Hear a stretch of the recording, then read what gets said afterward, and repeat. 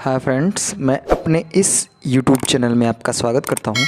दोस्तों, आज हम क्लास 12th एनसीईआरटी का एक चैप्टर की बात करेंगे जिसका नाम है संचार व्यवस्था। बेसिकली जो संचार व्यवस्था ये ज़्यादा टफ टॉपिक तो नहीं है, बस इसको समझना एक अपने आप में बहुत अहम रोल होता है। तो आइए इसको हम एकदम आसान भाषा में समझने का प्रयास करते हैं। देखिए, संचार का मतलब होता है संदेश और व्यवस्था का मतलब होता है उसको भेजना या प्राप्त करना।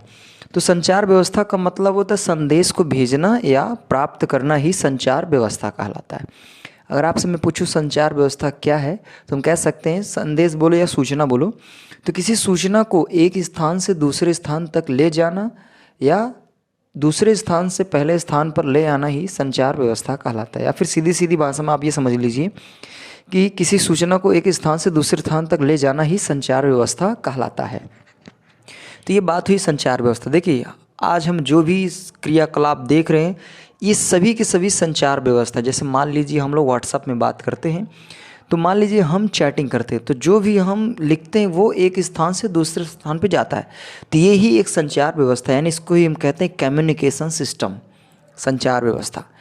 अब दोस्तों, हम बात करते हैं जो संचार व्यवस्था होता है, बेसिकली इसमें 3 लोग काम करते हैं। पहला नंबर तो होता है प्रेषित, जिसको हम लोग ट्रांसमीटर के नाम से जानते हैं, और दूसरा नंबर होता है माध्यम, जिसको हम मीडियम के नाम से जानते हैं, और तीसरा नंबर होता है अभिग्राही, जिसको हम रिसीवर के नाम से जानते हैं। तो आइए इनको हम क्रम वाइज समझते हैं। प्रेषित क्या होता है, माध्यम क्या होता है, अभिग्राही क्या होता है। देखिए, प्रेषित का मतलब है ट्रांसमीटर, यानी ट्रांसमिट करने वाला।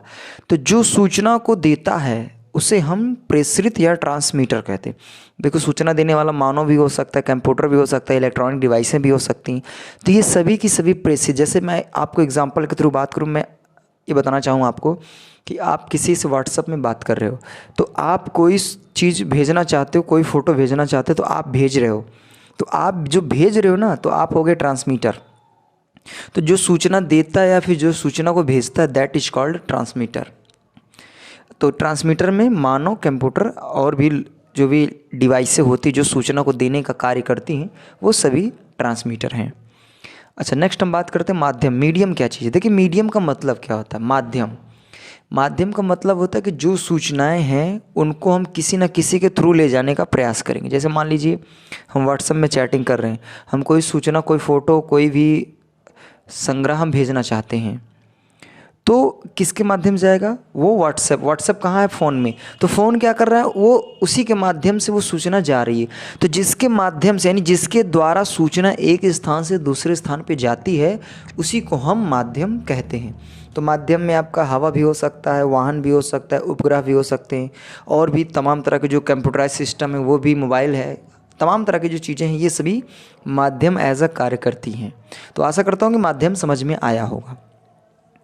नेक्स्ट बात कर लेते हैं अभिग्राही क्या चीज़ है। देखिए, अभिग्राही का मतलब होता है रिसीवर, यानी मान लीजिए अगर कोई सूचना दिया और किसी के थ्रू वो सूचना पहुंची कहीं ना कहीं, तो उसको जो प्राप्त करता है उसी को हम अभिग्राही कहते हैं, यानी सूचना को जो रिसीव करता है उसी को हम रिसीवर कहते हैं।